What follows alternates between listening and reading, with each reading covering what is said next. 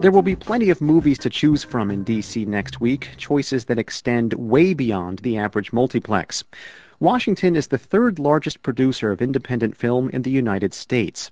Taking advantage of the situation is the D.C. Independent Film Festival. The 10-year-old festival has grown from a 3-day event to an 11-day marathon.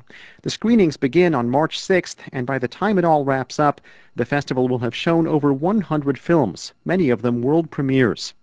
Andrew Hiller previews a trio of locally produced films in the lineup and will now escort you to your seats. The D.C. Independent Film Festival boasts some well-known names like Bob Hoskins and Alex Cox, but for the most part features independent artists working outside the world of big-budget Hollywood films. Perhaps artistic director and founder Carol Bideau describes it best. It's 11 days of what I would call controlled chaos. The festival will present over 100 films from 13 countries, including the United States. And there's more than just movies on the schedule. When you go to a movie and you're just buying your popcorn and you're eating it and going and you're leaving, that's one experience. But a festival experience, you should be able to come and meet the person behind the camera that has developed this idea and put it on the screen and have an opportunity almost on a one-to-one and be able to talk to them. So what did you mean by this? I just didn't understand it. Or this didn't appeal to me. Or actually, I got this. And really give feedback. That's what a festival should be about. It should be about exchange and meeting people that share your passion.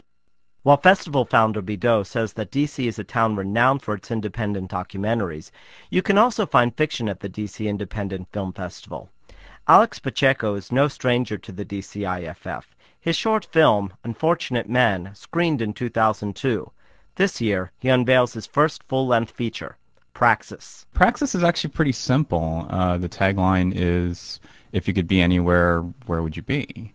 And it's essentially about a young character named Brian who is kind of coming to terms with himself. He kind of suffers a breakdown, and then he ends up actually doing a lot of soul-searching.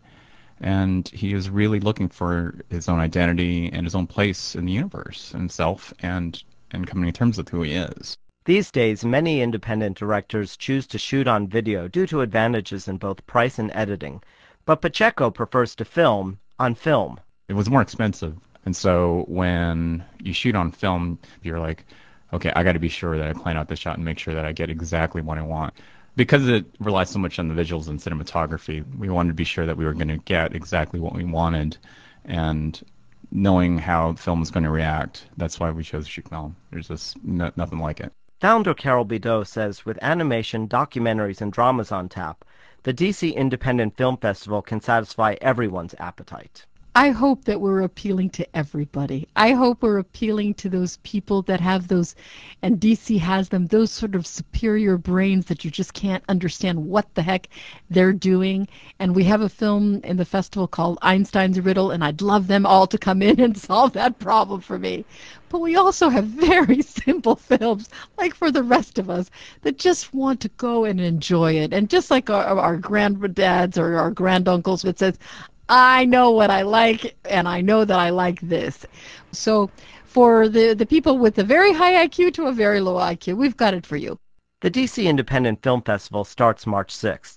Sid and Nancy director Alex Cox will be on hand for the kickoff and to screen his new film, Searchers 2.0. So if you're searching for something a little different, with over 100 films in the lineup, you're more than likely to find something popcorn-worthy. For Metro Connection, I'm Andrew Hiller.